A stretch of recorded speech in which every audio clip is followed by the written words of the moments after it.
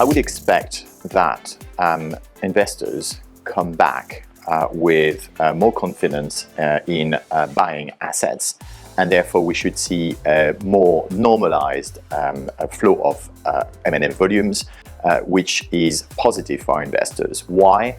Because after a period of high uncertainty caused by the volatility, the war in Ukraine, for instance, and the consequences for commodities prices, we are seeing probably a period of stabilization, and that is good for the volumes and also for the underlying assumptions that are being made by investors on the buy side, which tend to be, after such period of uncertainty, more defensive, more conservative, which should mean better returns in the long run.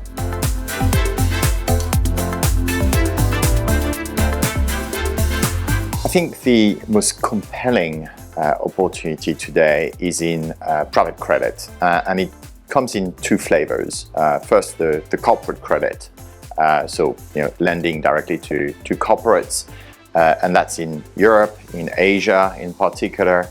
And there's a good reason for that. There is a fundamental demand-supply imbalance as a result of the volatility in the public markets, which are either inaccessible or the price is uncertain, creating anxiety for the borrowers, and therefore they'd rather deal on a bilateral basis with a private credit provider that has less volatility either in its appetite or in its pricing. The second bucket for secondaries is following the adjustments or the normalization of interest rates. Because it has taken such a short period, it has created the need for some of the investors to adjust their balance sheet and divest of some positions, which means great opportunities for buyers of LP stakes in credit funds.